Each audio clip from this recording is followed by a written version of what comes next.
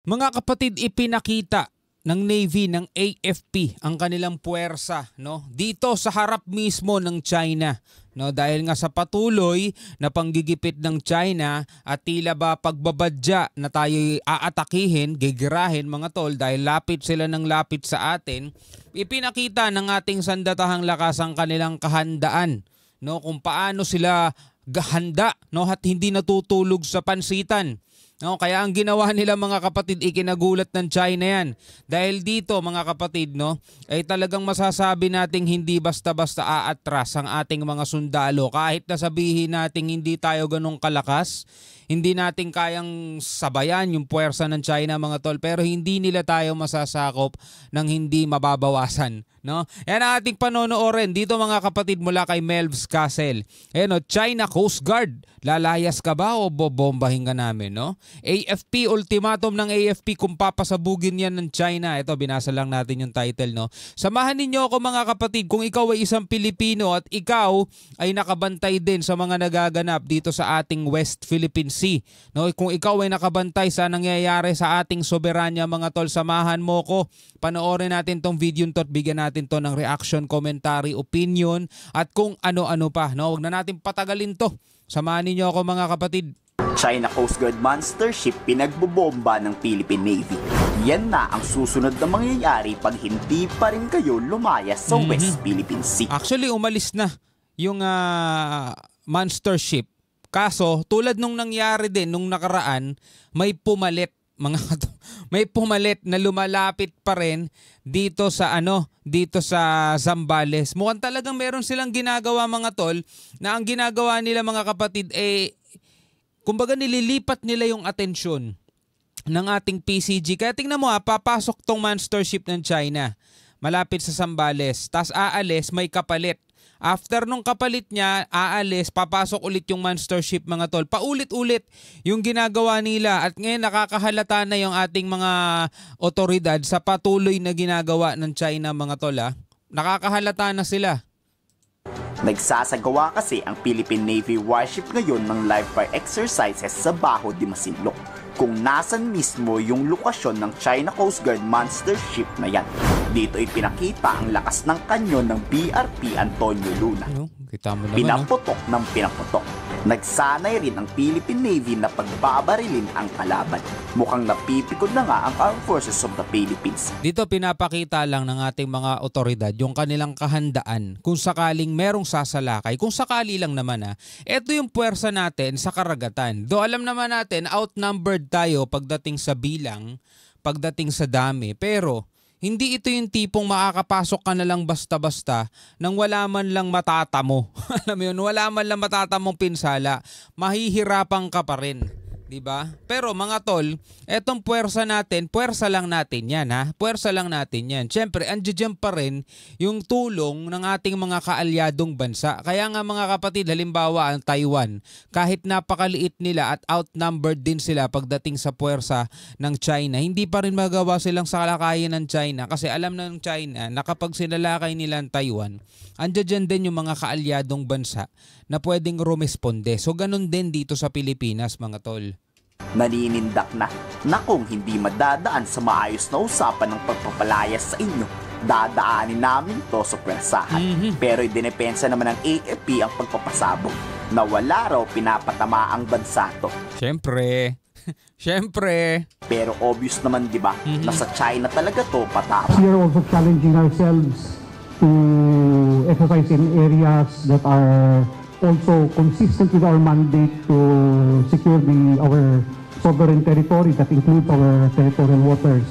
Then it also necessitates that we really have to go out there and exercise in the littoral areas. Sa yan sa vicinity yan ng Baho de Masinloc, Scarborough Shoal mga tol. Ramdam ni former Senate President Subiri na napipikon na ang AFP. Sadyang maximum tolerance lang talaga hanggat hindi umaatake ang China Coast Guard ng babangga o water cannon, walang aatake sa hanay ng Armed Forces of the Philippines. Hanggat maaari, mabuti nang itaboy lang to kahit paunti-unti. China is an aggressive neighbor. And I think they're testing the limits and patience of our government and of course our Armed Forces of the Philippines, our Navy and our Coast Guard. we should practice prudence. We should practice, of course, restraint. Kasi ayaw po natin na-escalate ito. Ayaw po natin ng gulo. Ako mga tol, naniniwala ako personally, naniniwala ako sa kakayanan ng ating mga kasundaluhan. Sa totoo lang kasi nakita na natin, nasubukan na natin yung tapang nila. Nasubukan, sa Pinoy yan mga tol handang-handa nilang ipaglaban talaga yung ating bayan. Yun nga lang, dahil nga lang sa kakulangan at alam din naman ng ating mga kasundaluhan na kumbaga suicide yan mga tol kung lalaban sila ng ganun-ganun na lang. Suicide yan. Handa nilang ipaglaban. Don't get me wrong handa nilang ipaglaban yung ating bansa. Pero sa depensa, hindi tayo magiging offensive mga kapatid. Hindi tayo yung mangunguna. Kasi kumbaga para kang may daladalang motorsiklo tapos ibabangga mo sa isang malaking tangke. Ganon yung datingan nun. Pero sa atin mga kapatid, handa natin kahit papano pahirapan sila. Alam mo yun, tipong papasok ka sa aming bahay, papasok ka sa aming bakuran. Kaya nyo, sige, kaya nyo pumasok. Pero sisiguraduhin namin sa inyo na bago nyo masagawa yung balak nyong gawin, talagang malalagasan kayo. Kahit na gaano pa kayo karami. Which is parang ayaw mangyari ng China, mga tol. No, takot na takot sila sa mga casualties Takot sila sa mga pwedeng lumubog sa kanila Yun ang ipinapakita mga tol ng ating mga kasundaluhan. Kaya nga lagi nga nating sinasabi, sana mga tol, sana yung mga susunod pang mga presidente o susunod pang gobyerno mga tol dito sa Pilipinas, paglaanan naman sana ng budget.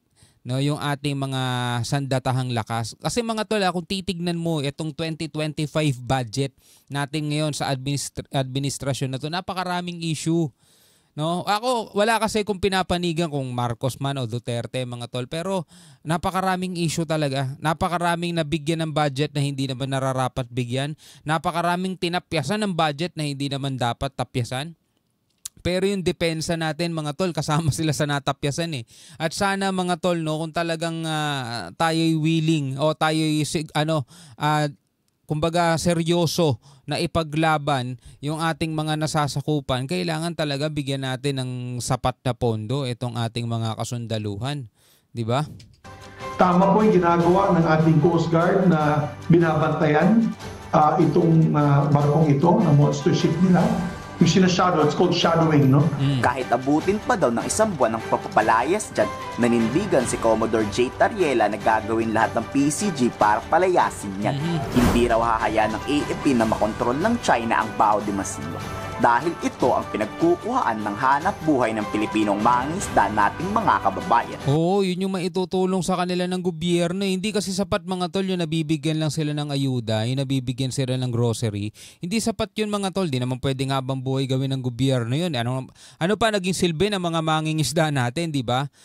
Ang silbi nila is mangisda. Pero kung ganito nga ang nangyayari, nagigipit pati yung pangingisda nila dahil andyan dyan yung mga barko ng China na hinaharas sila, ano pang silbi ng gobyerno natin kung hindi mapakinabangan ng ating mga mangingisda yung sarili nating karagatan?